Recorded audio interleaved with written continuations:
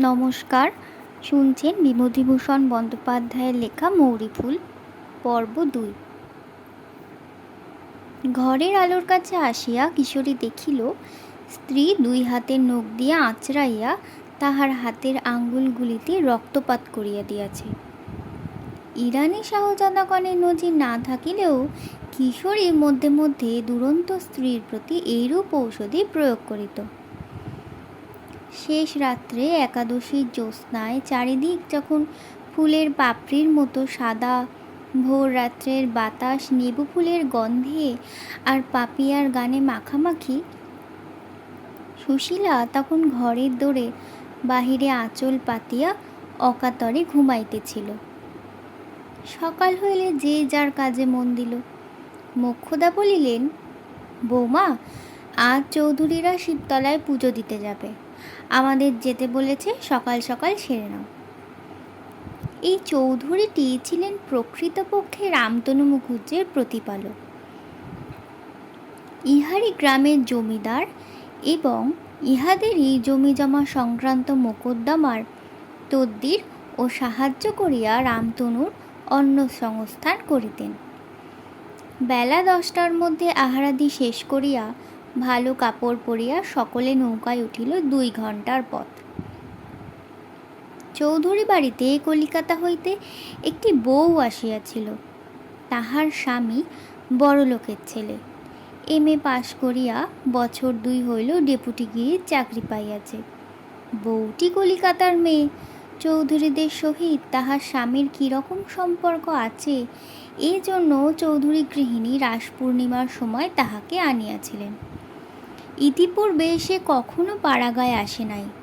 নৌকায় খানিকটা বসিয়া থাকিবার পর বউটি দেখিল নীলাম্বরী কাপড় পরনে তাহারই সমবয়সী আর একটি বউ নৌকায় উঠিল। নৌকা ছাড়িয়া দিল। নৌকায় সমবয়সী সঙ্গিনী পাইয়া কলিকাতার বউটি খুব সন্তুষ্ট হইলেও প্রথমে আলাপ করিতে তাহার বাঁধো বাঁধো ঠেকিতে লাগিল। সঙ্গিনীর কাপড় চোপড়, পরিবার, অগোছালো ধরন দেখিয়া বউটি বুঝিয়াছিল তাহার সঙ্গিনী নিতান্ত পাড়াগাঁয়ের মেয়ে, অবস্থাও খুব ভালো নয়। নৌকার ওধারে চৌধুরী গৃহিণী মোক্ষদার সহিত সাবিত্রীব্রত প্রতিষ্ঠার কি আয়োজন করিয়াছেন তাহারই বিস্তৃত বড় মানুষী ফর্দ আবৃত করিতেছিলেন। নৌকায় কোনো পরিচিতা মেয়েও নাই। কাজেই বউটি অনেকক্ষণ চুপ করিয়া বসিয়া রহিল। বউটি লেখাপড়া জানিত এবং দেশ বিদেশের খবরাখবরও কিছু কিছু রাখিত। চৌধুরী গৃহিণীর একঘেয়ে বড় মানুষী চালের কথাবার্তায় সে বড় বিরক্ত হইয়া উঠিল। খানিকক্ষণ বসিয়া থাকিবার পর সে লক্ষ্য করিল তাহার সঙ্গিনী ঘোমটার ভিতর কালো কালো ডাগর চোখে তাহার দিকে সকৌতুকে তা চাহিতেছে। বউটির হাসি পাইল। সে জিজ্ঞাসা করিল, তোমার নাম কি ভাই? সুশীলা সন্দিগ্ধ সুরে বলিল, শ্রীমতী সুশীলা সুন্দরী দেবী। সুশীলার রকম সকম দেখিয়া বউটির খুব হাসি পাইতে লাগিল। সে বলিল, অত ঘোমটা কিসের ভাই? তুমি আর আমি ছাড়া তো আর কেউ এদিকে নেই। আসো, ঘোমটা খোলো, একটু গল্প করি। এই কথা বলিয়া বউটি নিজেই সুশীলার ঘোমটা খুলিয়া দিল।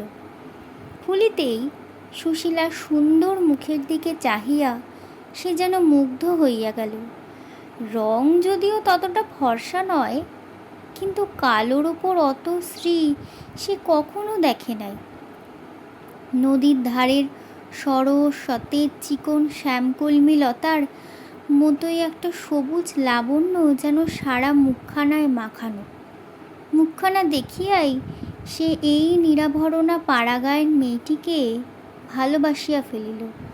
জিজ্ঞাসা করিল, উনি বসে আছেন তোমার কে ভাই? শাশুড়ি? হ্যাঁ। এসো, আর একটু সরে এসো ভাই, দুজনে গল্প করি আর দেখতে দেখতে যাই। তোমার বাপের বাড়ি কোথায় ছিল ভাই? সুশীলার ভয় কাটিয়া যাইতেছিল। সে বলিল, সে হলো সিমলে। কোন সিমলে? কলকাতার সিমলে? কলিকাতায় সিমলে আছে কি নাই, কই তাহা তো সুশীলা কোনোদিনও শোনে নাই।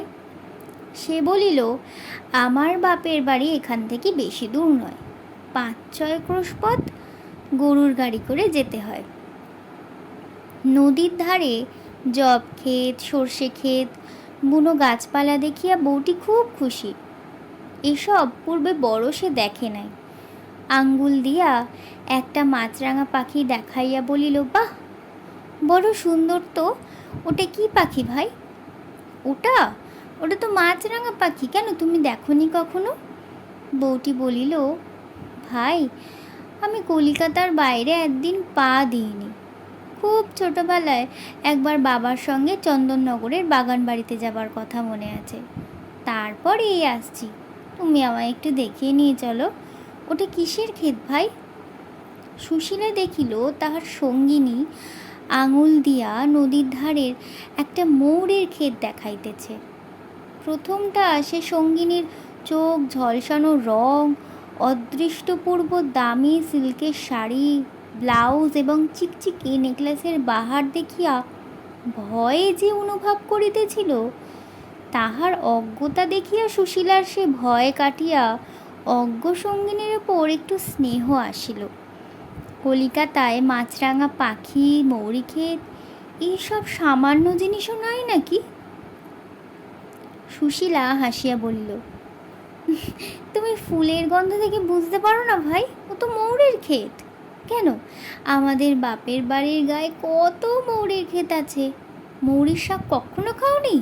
কলকাতায় বুঝি নেই? কলিকাতার বউটি বুঝাইয়া দিল যে কলিকাতার অতীত ইতিহাসের সে খবর রাখে না। বর্তমান অবস্থায় সেখানে মৌরি ক্ষেত প্রভৃতি থাকা সম্ভব নয়, তবে ভবিষ্যতে কি হয় বলা যায় না। ঘণ্টাখানেক পরে যখন নৌকা শিবতলার ঘাটে গিয়া লাগিল, তখন তাহাদের দুজনের মধ্যে অনেক ঘনিষ্ঠ রকমের কথাবার্তা হইয়া গিয়াছে। সঙ্গিনীর মুখে স্বামীর আদরের গল্প শুনিয়া সুশীলার মনের মধ্যে একটা গোপন ব্যথা জাগিয়া উঠিল। সেটা সে অনবরত চাপিবার চেষ্টা করল, তবু কি জানি কেন সেটা ফাঁক পাইলেই মাথা তোলে। প্রথম বিবাহের পর তাহার স্বামীও তো তাহাকে কত আদর করিত, রাত্রে ঘুমাইতে না দিয়া নানা গল্পে বুলাইয়া রাখিত। সুশীলা পান খাইতে চাহিত না বলে কত সাধ্য সাধনা করিয়া পান মুখে তুলিয়া দিত। সেই স্বামী তাহার কেন এমন হইল, তাহার বুকটার মধ্যে কেমন হু হু করিয়া উঠিল। দুজনে তাহারা খানিকক্ষণ গাছের ছায়ায় নদীর ধারে এদিক ওদিক বেড়াইল। কি সুন্দর দেখায় চারিদিক! নীল আকাশ সবুজ মাঠের উপর যেন উপুড় হইয়া আছে। পানকৌড়ির ঝাঁক চরের ওপর বসিয়া বসিয়া কেমন ঝিমায়। কলিকাতার বউটি বলিল, এসো ভাই, আমরা একটা কিছু পাতাই কেমন? সুশীলা খুব খুশি হইয়া বলিল, খুব ভালো ভাই, কি পাতাবো বলো? এক কাজ করি, এসো, আস্তে আস্তে নদীর ধারে যে মৌরি ফুল দেখে এলাম, এসো আমরা দুজনে মৌরি ফুল পাতাই কেমন? সুশীলা আহ্লাদের সঙ্গে এ প্রস্তাবে সম্মতি দিল। নদী হইতে অঞ্জলি করিয়া জল তুলিয়া তাহারা মৌরি ফুল পাতাইল। এমন সময় মোক্ষদা ডাকিলেন, বৌমারা, এদিকে এসো। তাহারা গিয়ে দেখিল গাছতলায় অনেক লোক। সেদিন পূজা দিতে অনেক লোক আসিয়াছিল। প্রকাণ্ড বটগাছ, তাহার তলায় ভাঙ্গা ইটের মন্দির। গাছতলা হইতে একটু দূরে এক বুড়ি নানা ঔষধ বিক্রয় করিতেছিল। সুশীলা ও তাহার সঙ্গিনী সেখানে গিয়া জিজ্ঞাসা করিয়া জানিল, রোগ সারা, ছেলে হওয়া হইতে শুরু করিয়া সকল রকমের ঔষধ আছে, গরু হারাইলে খুঁজিয়া বাহির করিবার পর্যন্ত। মেয়েরা সেখানে ভিড় করিয়া দাঁড়াইয়া ঔষধ কিনিতেন। সুশীলার সঙ্গিনী হাসিয়া তাহার হাত ধরিয়া টানিয়া তাহাকে সেখান হইতে মন্দিরের দিকে লইয়া চলিল। বলিল, চলো মৌরি ফুল, দেখিবে কেমন পুজো হচ্ছে। একটুখানি মন্দিরে দাঁড়াইয়া সুশীলা একটা ছুতোয় সেখান হইতে বাহির হইয়া আসিয়া ঔষধ বেচা বুড়ির নিকট দাঁড়াইল। সেখানে তখন কেহ ছিল না। বুড়ি বলিল, কি চাই? সুশীলার মুখ লজ্জায় আরক্ত হইয়া উঠিল। বুড়ি বলিল, আর বলতে হবে না মা ঠাকুরন, তা তোমার তো এখনো ছেলেপিলে হবার বয়স যায়নি, এ বয়সে তো অনেকে। সুশীলা সলজ্জভাবে বলিল, তা নয়। বুড়ি বলিল, ও, এবার বুঝলাম মা ঠাকুরন, তা যদি তাহলে তোমার স্বামীর ভার মুখো টান আছে, একটা ঔষধ দিই, নিয়ে যাও, 1 মাসের মধ্যে সব ঠিক হয়ে যাবে। ওরম কত হয় মা ঠাকুরন? বুড়ি একটা শিকড় তুলিয়া বলিল, এই নাও, বেটে খাইয়ে দিও, কি কেউ যেন টের না পায়, টের পেলে হবে না, 8 আনা লাগবে। স্বামীর বারমুখো টান আছে, এই কথা শুনিয়া সুশীলা খুব দমিয়া গেল। তাহার আঁচলে একটা আধুলি ছিল। আজকালকার দিনে জিনিসটা আঁশটা কিনিবার জন্য সে ইহা বাড়ি হইতে শাশুড়িকে লুকাইয়া আনিয়াছিল। বাড়ির বার হওয়া তো বড় ঘটে না, কাজেই এটা তাহার পক্ষে একটা উৎসবের দিন। আধুলিটি শাশুড়িকে লুকাইয়া আনিবার কারণ মোক্ষদা ঠাকুরন জানিতে পারিলে ইহা এতক্ষণ তাহার আঁচলে থাকিত না। সুশীলা আঁচল হইতে আধুলিটি খুলিয়া বুড়িকে দিল এবং খাইবার প্রণালী জানিয়া লইয়া শিকড়টি কাপড়ের মধ্যে গোপনে বাঁধিয়া লইল। পূজা দেওয়া সাঙ্গ হইয়া গেলে সকলে আবার আসিয়া নৌকায় উঠিল।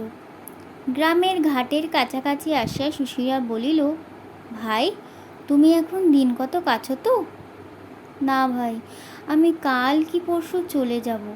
তাহলেও তোমায় ভুলবো না মৌরিফুল, তোমার মুখখানি আমার মনে থাকবে ভাই, চিঠিপত্র দেবে তো? এবার পাড়াগায় এসে তোমায় কুড়িয়ে পেলাম, তোমায় কখনো ভুলবো না। সুশীলার চোখে জল আসিল। এত মিষ্ট কথা তাহাকে কে বলে? সে কেবল শুনিয়া আসিতেছে, সে দুষ্টু, একগুঁয়ে, ঝগড়াটে। তাহার হাতে একটি সোনার আংটি ছিল, ইহা তাহার মায়ের দেওয়া আংটি। বিবাহের পর প্রথম তাহার মা তাহার হাতে এটি পরাইয়া দিয়েছিলেন। সেটি হাত হইতে খুলিয়া সে তাহার সঙ্গিনীর হাত ধরিয়া বলিল, দেখি ভাই, তোমার আঙুলে তুমি হলে আমার মৌরিফুল, তোমায় খাওয়াবার কথা, কাপড় দেওয়ার কথা, এই আংটিটা আমার মায়ের দেওয়া, তোমায় দিলাম, তবু এটা দেখে তুমি গরিব মৌরিফুলকে ভুলে যাবে না। সুশীলা আংটিটা সঙ্গিনীর হাতে পরাইয়া দিতে গেলে বউটি চট করিয়া হাত টানিয়া লইয়া বলিল, দূর পাগল, না ভাই, এ রাখো, তোমার মায়ের দেওয়া আংটি, এ কেন আমায় দিতে যাবে? না ভাই। সুশীলা জোর করিতে গেল, হোক ভাই, হোক ভাই, দেখি মায়ের দেওয়া বলেই তো। বউটি বলিল, দূর, না ভাই, ওসব রাখো, সে বরং। সুশীলা খুব হতাশ হইল, মুখটি তাহার অন্ধকার হইয়া গেল। সে চুপ করিয়া বসিয়া রহিল। গ্রামের ঘাটে নৌকা লাগিল। বউটি সুশীলার হাত ধরিয়া বলিল, পায়ে পুরি ভাই মৌরিফুল, রাগ করো না। আচ্ছা, কেন তুমি শুধু শুধু তোমার মায়ের দেওয়া আংটি আমায় দিতে যাবে ভাই? আচ্ছা, তুমি যদি দিতে চাও, এই পুজোর সময় আসবো, অন্য কিছু বরং দিও, একদিনও হয় খাইও, আংটি কেন দেবে ভাই? আর আমায় ভুলবে না তো ভাই? সুশীলা ব্যগ্রভাবে বলিল, তোমায় ভুলবো ভাই মৌরিফুল? কখনো না। তুমি কোন জন্মে যে আমার মায়ের পেটের বোন ছিলে ভাই মৌরিফুল। তাহার পর সে একটু আনাড়ি ধরনের হাসিয়া উঠল। কেমন সুন্দর কথাটি, মৌরিফুল, মৌরিফুল, মৌরিফুল, তুমি যে হলে গিয়ে আমার নদীর ধারের মৌরিফুল, তোমায় কি ভুলতে পারি? কথা শেষ না করিয়া এসে দুহাতে সঙ্গিনীর গলা জড়াইয়া ধরিল। সঙ্গে সঙ্গে তাহার কালো দুটি চোখ জলে ভরিয়া গেল। কলিকাতার বউ এই অভূত প্রকৃতির সঙ্গিনীর অশ্রুপ্লাবিত সুন্দর মুখখানা বারবার সস্নেহে চুম্বন করিল। তারপর দুজনেই চোখের জলে ঝাপসা দৃষ্টি লইয়া দুজনের কাছে বিদায় লইল। দিন কত কাটিয়া গেল। কিশোরী বাড়ি নাই, কি একটা কাজে অন্য গ্রামে গিয়াছে। ফিরিতে 2-1 দিন দেরি হবে। মোক্ষদা সকালে উঠিয়া জমিদার গৃহিণীর আহ্বানে তাহার সাবিত্রী ব্রত প্রতিষ্ঠার আয়োজনে সাহায্য করিতে চৌধুরীদের বাড়ি চলিয়া গেলেন।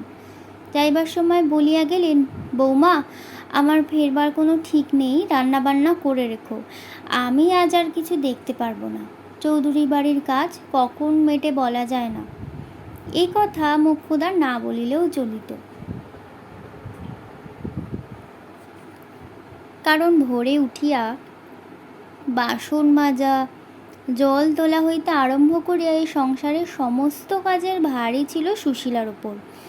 এই সংসারে কিশোরীর বিবাহের পর কোনো দিনও ঝি চাকর প্রবেশ করে নাই, যদিও পূর্বে বাড়িতে বরাবরই একজন করিয়া ঝি থাকিত। সুশীলার খাটুনিতে কোনো ক্লান্তি ছিল না, খাটিবার ক্ষমতা তাহার যথেষ্ট ছিল। যখন মেজাজ ভালো থাকিত সমস্ত দিন নীরবে ভূতের মতো খাটিয়াও সে বিরক্ত হইত না। শাশুড়ি চলিয়া গেলে অন্যান্য কাজকর্ম সারিয়া সুশীলা রান্নাঘরে গিয়া দেখিল একখানিও কাঠ নেই। কাঠ অনেক দিন ফুরাইয়া গিয়াছে, একথা সুশীলা বহুবার শ্বশুরকে জানাইয়াছে। রামতনু মধ্যে মধ্যে মজুর ডাকাইয়া কাঠ কাটাইয়া লইতেন, এবার কিন্তু অনেক দিন হইল তিনি আর এদিকে দৃষ্টি দেন নাই। কিশোরীর দোষ নাই, কেননা সে বড় একটা বাড়িতে থাকিত না, সংসারের সংবাদ তেমন রাখিতও না। আসল কথা হইতেছে এই যে রান্নাঘরের পিছনে খিড়কির বাহিরে অনেক শুকনা বাঁশ ও ডালপালা পড়িয়া আছে। সুশীলা রান্না চড়ানোর পূর্বে বা রান্না করিতে করিতে প্রয়োজন মতো এগুলো দা দিয়া কাটিয়া লইয়া কাজ চালাইত। রামতনু দেখিলেন কাজ যখন চলিয়া যাইতেছে তখন কেন অনর্থক কাঠ কাটিবার লোক ডাকাইয়া একটা টাকা খরচ করে। পুত্রবধূ বকিতেছে বকু, কারণ বকুনি উহার স্বভাব। কাঠ নাই দেখিয়া সুশীলা অত্যন্ত চটিয়া গেল। এদিকে বাড়িতে এমন কেহ নাই যাহাকে বকিয়া গায়ে ঝাল মিটায়। কাজে সে আপন মনে চিৎকার করিতে লাগিল, পারবো না, রোজ রোজ এমন করে সংসার করা আমাকে দিয়ে হয়ে উঠবে না।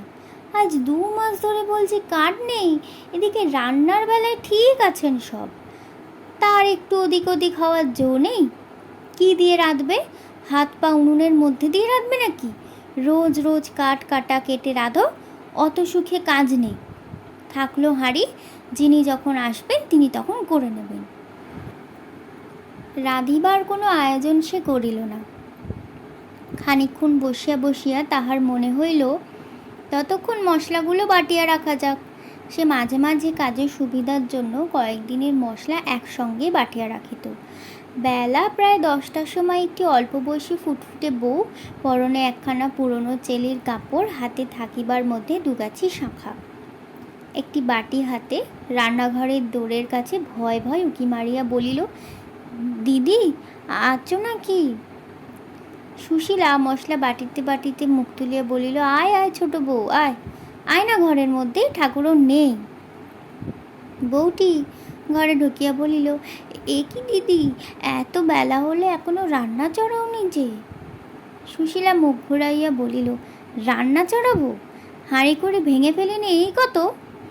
বউটির চোখে ভয়ের চিহ্ন পরিস্ফুট হইল। সে বলিল, না দিদি, ও সব কিচ্ছু করো না, ভাত চড়িয়ে দাও লক্ষ্মীটি, নইলে জানো তো এরা কীরকম সব লোক।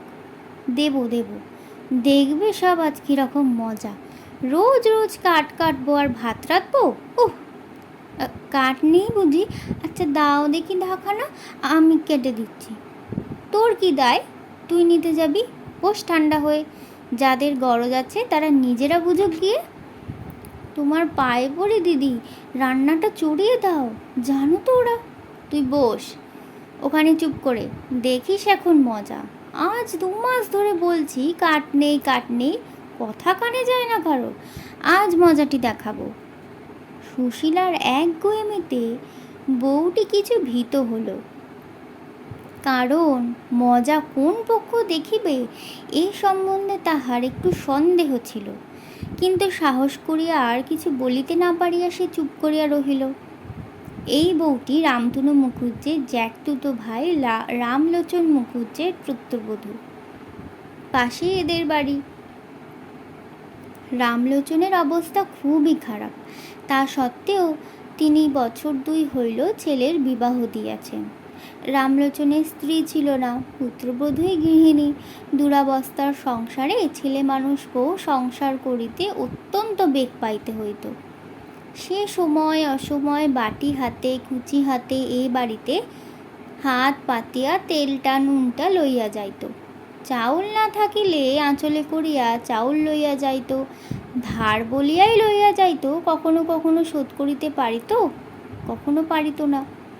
মোক্ষদা ঠাকুরনকে বউটি বড় ভয় করে। তিনি থাকিলে জিনিসপত্র তো দেনই না, যদি বা দেন তাহা বহু মিষ্ট বাক্য বর্ষণ করিবার পর। তবুও বউটির আসিতে হয়, কি করিবে, অভাব। সুশীলা তাহাকে মোক্ষদা ঠাকুরনের হাত হইতে বাঁচাইয়া গোপনে এটা ওটা যখন যাহা দরকার সাধ্যমতো সাহায্য করিত। সামান্য একটি তেল লইয়া গেলেও হুঁশিয়ার মোক্ষদা ঠাকুরন তাহা কখনো ভুলিতেন না। গলা টিপিয়া কড়া ক্রান্তিতে তাহা আদায় করিয়া ছাড়িতেন। সুশীলা ছিল অগোছালো ও অন্যমনস্ক ধরনের মানুষ। সে ধার দিয়া অত শত মনেও রাখিত না, বা সামান্য তেল নুন ধার দিয়া আদায় করিবার কোনো চেষ্টাও করিত না। শোধ দিতে আসিলে অনেক সময় বলিত, ওই তুই আবার দিতে এলি কেন ভাই ছোট বউ, ওর আবার কি নেব, যা তুই নিয়ে যা। সুশীলা আপন মনে খানিকক্ষণ বকিয়া বউটির দিকে চাহিয়া বলিল, তারপর তোর রান্নাবান্না? বউটি বাটিটা আঁচল দিয়ে ঢাকিয়া রাখিয়াছিল। বাহির করিয়া কুণ্ঠিতভাবে বলিল, সেই দিনকার সেই তেল নিয়ে গিয়েছিলাম দিদি, তা আমাদের এখনো আনা হয়নি। আজ রাঁধবার তেল নেই, একসঙ্গে দুদিনে দিয়ে যাব সেজন্য। সুশীলা বলিল, আচ্ছা নিয়ে আয় দেখি বাটি, দেখি কি আছে। আমাদেরও বুঝি তেল আনা হয়নি। পাত্রে যতটুকু তেল ছিল সুশীলা সবটুকু এই কুণ্ঠিতা দরিদ্র গৃহলক্ষ্মীটিকে ঢালিয়া দিল। বউটি চলিয়া যাইবার সময় মিনতিপূর্ণ দৃষ্টিতে চাহিয়া বলিল, লক্ষ্মী দিদি দাও রান্না চড়িয়ে। সুশীলা বলিল, তুই পালা দেখি, আমি ওদের মজা না দেখিয়া ছাড়ছি না। বেলা 12টার সময় মোক্ষদা ঠাকুরন আসিয়া দেখিয়া শুনিয়া হইচই বাঁধাইয়া দিলেন। প্রকৃতই ইহাতে রাগ হইবার কথা। একটু পরে রামতনু আসিলেন। তিনি ব্যাপার দেখিয়া দালানে গিয়া আপন মনে তামাক টানিতে শুরু করিলেন। ঝগড়াক্রমে খুব জাগাইয়া উঠিল। মোক্ষদা উচ্চস্বরে সুশীলার কুলজি গাহিতে লাগিলেন। সুশীলাও যে খুব শান্তশিষ্ট, এই অপবাদ তাহাকে শত্রুতেও দিতে পারিত না। কাজেই ব্যাপার যখন খুব বাঁধিয়া উঠিয়াছে, এমন সময় কোথা হইতে কিশোরী হাসিয়া হাজির হইল। যদিও আজ তাহার ফিরিবার কথা ছিল না, তবুও কাজ মিটিয়া যাওয়াতে সে আর সেখানে অপেক্ষা করে নাই। মোক্ষদা ছেলেকে পাইয়া হাঁক ডাক আরও বাড়াইয়া দিলেন। কিশোরী এত বেলায় বাড়িতে আসিয়া এই অশান্তির মধ্যে পড়িয়া অত্যন্ত চটিয়া গেল। তাহার সমস্ত রাগ গিয়া পড়িল স্ত্রীর ওপর। হাতের গোড়ায় একখানা শুকনো চেলা কাঠ পড়িয়াছিল, সেইটা লইয়া লাফাইয়া সে রান্নাঘরের দাওয়ায় উঠিল। সুশীলা তখনও বসিয়া বাটনা বাটিতেছিল। স্বামীকে শুকনো হাতে কাঠ লইয়া বেরোদর্পে রান্নাঘরে লাফাইয়া উঠিতে দেখিয়া ভয়ে তাহার মুখ শুকাইয়া গেল। আত্মরক্ষার জন্য কোনো উপায় না দেখিয়া হাত দুটা তুলিয়া নিজের দেহটা আড়াল করিবার চেষ্টা করিল। কিশোরী প্রথমত স্ত্রীর খোপা ধরিয়া এক হ্যাঁচকা টান দিয়া তাহাকে মাটিতে ফেলিয়া দিল। তারপর তাহার পিঠে কয়েক ঘা চেলা কাঠের বাড়ি মারিয়া তাহার গলা ধরিয়া প্রথমে এক ধাক্কা মারিল রান্নাঘরের দাওয়ায়, এবং তথা হইতে এক ধাক্কা দিয়া উঠোনে। ধাক্কার বেগ সামলাইতে না পারিয়া সুশীলা মুখ থুবড়াইয়া উঠোনে পড়িয়া গেল। মার আরও চলিত, কিন্তু রামতনু তামাক খাইতে খাইতে ছেলের কাণ্ড দেখিয়া হাঁ হাঁ করিয়া আসিয়া পড়িলেন। পাশের বাড়ির বউটি তখন শ্বশুর ও স্বামীকে খাওয়াইয়া সবে নিজে খাইতে বসিতেছিল, হঠাৎ এ বাড়ির মধ্যে মারের শব্দ শুনিয়া সে খাওয়া ফেলিয়া সুশীলাদের খিড়কিতে ছুটিয়া আসিয়া উঁকি মারিয়া দেখিল সুশীলা উঠোনে দাঁড়াইয়া আছে।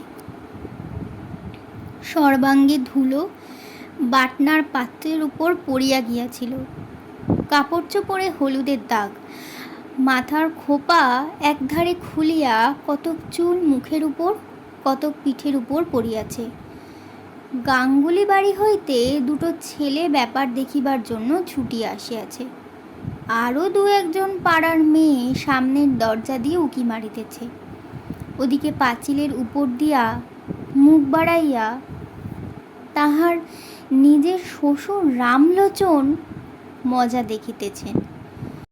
চারিদিকে কৌতূহলী দৃষ্টির মাঝখানে সর্বাঙ্গে হলুদের ছোপ ও ধুলিমেখা বিস্মৃত কুন্তলা অপমানিতা দিদিকে অসহায়ভাবে উঠানে দাঁড়াইয়া তাকিতে দেখিয়া তাহার বুকের মধ্যে কীরকম করিয়া উঠিল।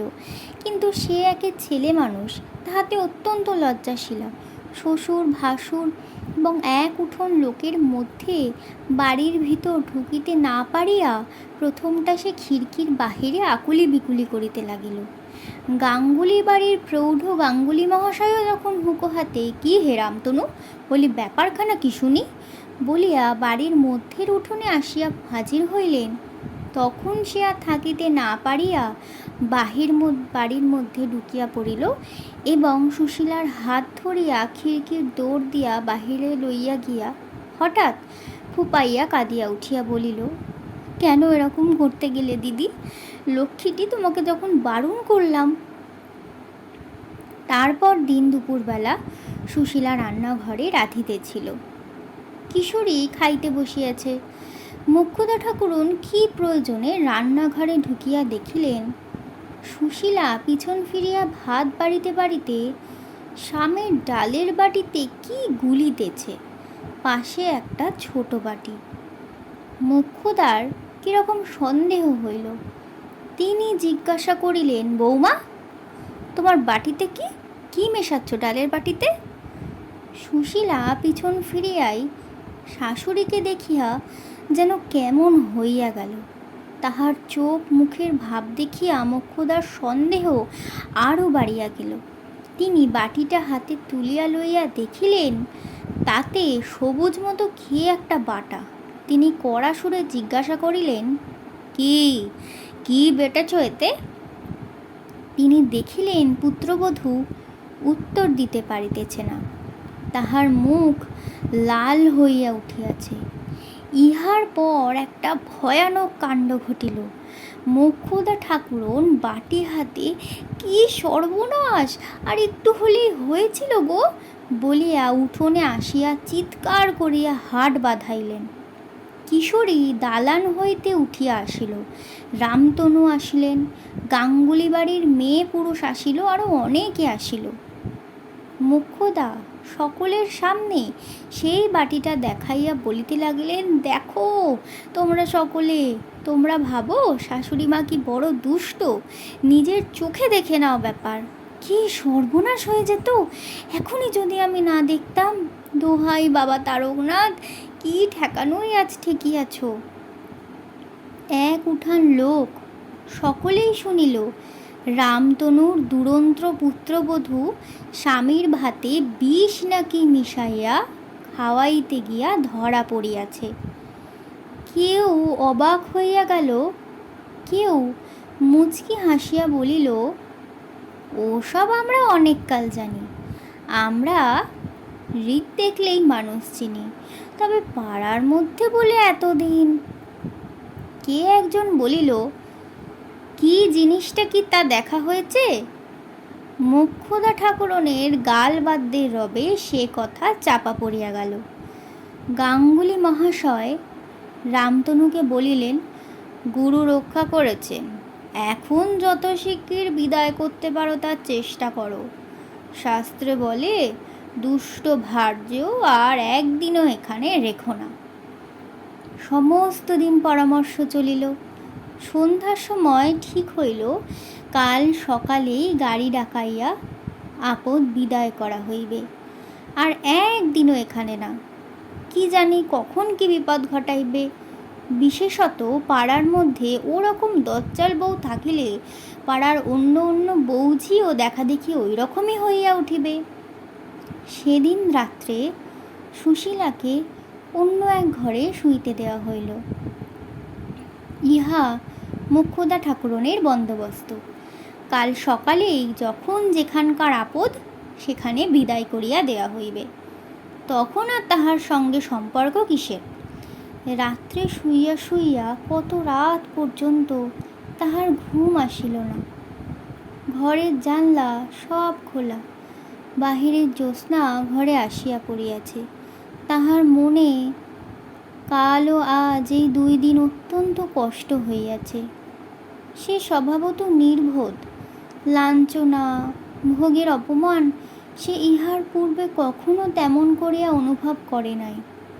যদিও মারধর ইহার পূর্বে বহুবার হইয়াছে, তাহার একটা কারণ এই যে আজ ও কালকার দিনের মতো শ্বশুর শাশুড়ি ও এক উঠান লোকের সামনে এভাবে অপমানিতা সে কোনোদিনও হয় নাই। তাই আজ সমস্ত দিন ধরিয়া তাহার চোখের জল বাঁধ মানিতেছে না। কাল মার খাইয়া পিঠ কাটিয়া গিয়াছে ও তাহার হাত দিয়া ঠেকাইতে গিয়া হাতের কাঁচের চুড়ি ভাঙিয়া হাতও ক্ষতবিক্ষত হইয়াছে। তাহার স্বামী, তাহার সেই স্বামী যে স্বামী 5-6 বৎসর পূর্বে এমন সব রাতে তাহাকে সমস্ত রাত ঘুমাইতে দিত না। সে পান খাইতে চাহিত না বলিয়া কত ভুলাইয়া পান মুখে গুজে দিত, সেই স্বামী এরূপ করিল। পান খাওয়ানোর কথাটি সুশীলার বারবার মনে আসিতে লাগিল। রাত্রে জ্যোৎস্না ক্রমে আরও ফুটিল। তখন চৈত্র মাসের মাঝামাঝি। দিনে তখন নতুন কচি পাতা ওঠা গাছের মাথার উপর উদাস অলস বসন্ত মধ্যাহ্ন ধোঁয়া ধোঁয়া রৌদ্রের উত্তরীয় উড়াইয়া বেড়ায়। দীর্ঘ দীর্ঘ দিনগুলি প্রস্ফুট প্রসূত সুরভির মধ্যে দিয়া চলিয়া নদীর ধারে শিমুলতলার সন্ধ্যা ছায়ার কোলে গিয়া ঢলিয়া পড়ে। পাড়া গায়ের আমবনে পাশবনে জ্যোৎস্নারা বাতাসে সারা রাত কত কি পাখির আনন্দ কাকুলি। বসন্ত লক্ষ্মীর প্রথম প্রহরের আরতির শেষে বনের গাছপালা তখন আবার নতুন করিয়া টাটকা ফুলের ডালি সাজাইতেছে। শুইয়া শুইয়া সুশীলা ভাবিল, জগতে কেউ তাহাকে ভালোবাসে না, কেবল ভালোবাসে তাহার মৌরি ফুল। মৌরি ফুল পত্র লিখিয়াছে, তাহার কথা মনে করিয়া সে রোজ রাত্রে কাঁদে। তাহাকে না দেখিয়া কলিকাতায় ফিরিয়া তাহার কষ্ট হইতেছে। যদি কেউ তাহাকে ভালোবাসে তো সে ওই মৌরি ফুল, আর ভালোবাসে ওই ছোট বউটা। আহা, ছোট বউয়ের বড় কষ্ট। ভগবান দিন দিলে সে ছোট বউয়ের দুঃখ বুঝবে, কিন্তু স্বামী যে তাহাকে বিদায় করিয়া দিতেছে, ও কিছু না, অভাবে পড়িয়া উহার মাথা খারাপ হইয়া যাইতেছে, নইলে সেও কি এমন ছিল? মৌরি ফুলের বর তো কত জায়গায় বেড়ায়, মৌরি ফুলকে একখানা পত্র লিখিয়া দেখিলে হয়, যদি উহার কোনো চাকরি করিয়া দিতে পারে।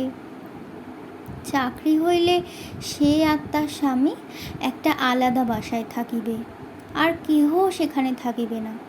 মাঠের ধারের ছোট্ট ঘরখানি সে মনের মতো করিয়া সাজিয়ে রাখিবে। উঠানে কুমড়ার মাচা বাঁধিবে, বাজারের খরচ কমিয়া যাইবে। লোকে বলে সে গোছালো নয়, একবার বাসায় যাইলেই সে দেখাইয়া দিবে যে সে গোছালো কি না। আচ্ছা, ওই বাড়িখানায় যদি আগুন লাগে? না, আগুন দিবে কে? ছোট বউ? দিলে তাহার শাশুড়ি ঠাকুরনি দিবে, যেরকম লোক।